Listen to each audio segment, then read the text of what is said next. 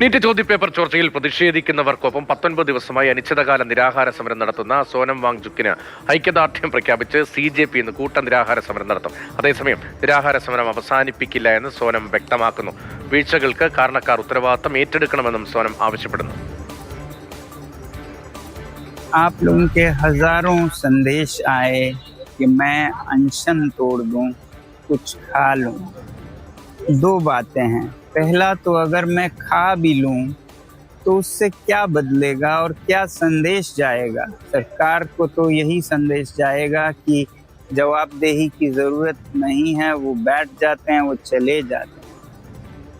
और दूसरी बात, मेरी हालत कुछ ऐसी भी नहीं है कि मैं 2-4 दिन में मर जाऊं.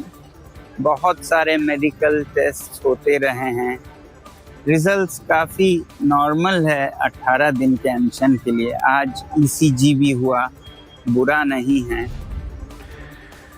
വിഷ്ണു പ്രസാദാണ് വിവരങ്ങളുമായി ചേരുന്നത്. വിഷ്ണു, ഈ സമരത്തിന്റെ ഒരു സ്വഭാവം ഇപ്പോൾ എങ്ങനെയാണ്? ഇപ്പോൾ CJPയുടെ ആഹ്വാനപ്രകാരം കൂടുതൽ പേർ സമരത്തിന്റെ ഭാഗമാവുകയാണ്, നിരാഹാരത്തിന്റെ ഭാഗമാവുകയാണല്ലോ. പിന്തുണ വർദ്ധിക്കുന്നുണ്ടോ? കേന്ദ്ര സർക്കാരിന്റെ പ്രതികരണം എന്താണ്?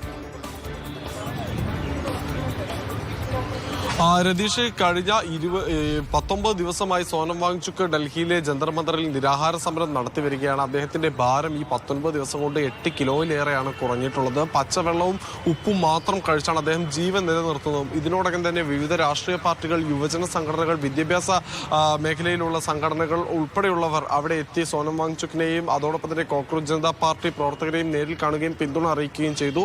അതോടൊപ്പം തന്നെ വിവിധ സാമൂഹിക സംഘടനകളുടെയും കർഷക സംഘടനകളുടെയും നേതാക്കൾ, തൊഴിലാളി സംഘടനകളുടെ നേതാക്കൾ ഉൾപ്പെടെയുള്ളവർ അവിടെ എത്തുകയും ഇവരെ കാണുകയും ചെയ്തിരുന്നു. എന്തായാലും ഈ സമരത്തിൽ നിന്ന് പിന്മാറണമെന്നാവശ്യപ്പെട്ട് അഖിലേഷ് യാദവും അതോടൊപ്പം തന്നെ മറ്റു മുതിർന്ന ഉദ്ധവ് താക്കറെ പോലെയുള്ള നേതാക്കളും എല്ലാം തന്നെ സോനം വാങ്ചുക്കിനോട് അഭ്യർത്ഥിച്ചിരുന്നു. ഇത്തരത്തിൽ നിരാഹാരം കിടക്കരുത്, നിരാഹാരം കിടന്നുകൊണ്ടല്ല, പകരം പാർലമെന്റിൽ ഇതിനെതിരെ ശക്തമായി പോരാടുമെന്ന് ശശി തരൂരും ഇന്നലെ സോനം വാങ്ചുക്കിന് ഒരു തുറന്ന കത്ത് എഴുതുകയും ചെയ്തിരുന്നു. പക്ഷേ ഈ അഭ്യർത്ഥനകളെ അദ്ദേഹം സ്നേഹപൂർവ്വം നിരസിക്കുകയാണ്.